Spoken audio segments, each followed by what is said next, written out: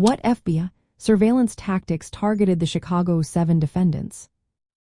Imagine a time when the government watched every move of protesters trying to change society. That was the era of the late 1960s, and the FBI played a big role.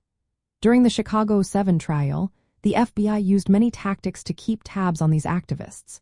They sent undercover agents to infiltrate groups like the Yippies, led by Jerry Rubin and Abby Hoffman.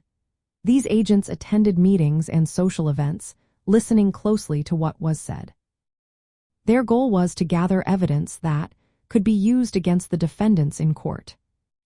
The FBI also monitored phone calls and mail, listening in on conversations and reading letters. They wanted to know what plans the activists had and how they organized protests. Sometimes, they even sent intimidating letters to jurors, warning them that groups like the Black Panthers were watching them. This created a tense atmosphere in the courtroom and added pressure on everyone involved. Psychological tactics were also part of their approach.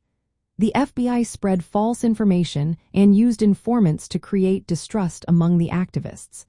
They wanted to confuse and divide the protest movement from within. This was part of a broader effort to control the social upheaval happening at the time.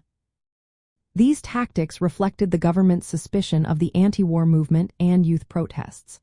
The Chicago 7 became symbols of resistance, standing up to authority.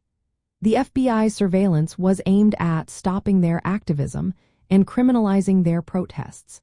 It was a clear example of how government agencies used spying and psychological pressure to try to silence social change. Overall, the FBI's efforts involved undercover agents, electronic eavesdropping, and psychological tricks. They targeted a group that embodied the fight for societal transformation and protest during the turbulent late 1960s.